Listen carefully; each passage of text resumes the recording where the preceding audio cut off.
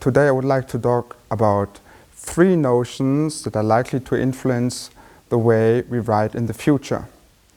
First is the end of translation. Second is the competition for terminologies. And third is the future of global language. Let me start with the end of translation, and I will talk about it in the context of the Chinese language. Chinese words are largely underrepresented in the English language. Of course, we have adopted some loanwords like kungfu or yin and yang, but the vast majority of unique Chinese terminologies are unknown to the West. What's the reason for that? Well, the main reason is that, commencing from the 17th centuries onwards, Chinese Confucian tradition has mainly been translated into European biblical and philosophical terminologies. Well, as a result, we don't know much about the Chinese tradition at all.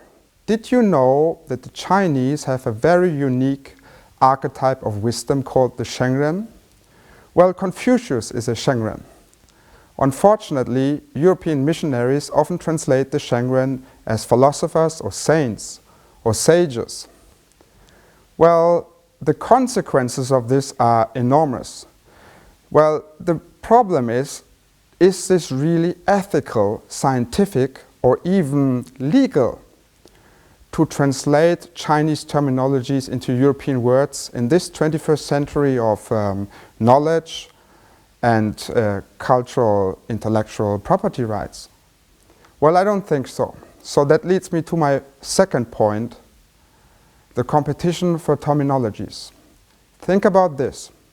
Capitalism teaches us to compete for natural resources, for market shares, and for human capital.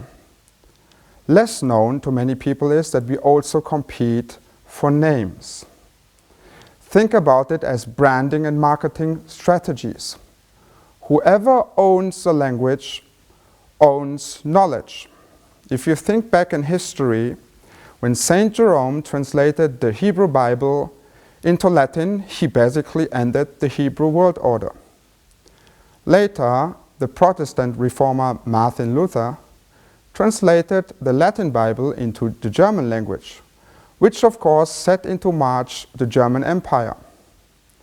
So language and words do matter.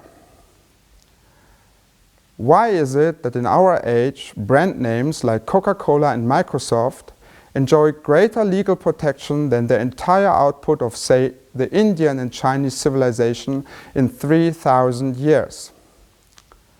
If you think about Hindu words that are already known in the West, like Dharma or Karma or Yoga, Pandit, Guru or Avatar, or even Japanese loan words like kimono, tsunami, sushi, sashimi, oni, kami and the lot, then we could say that the Hindu and the Japanese civilization are already far ahead of the Chinese one when it comes to make the originality heard in the West.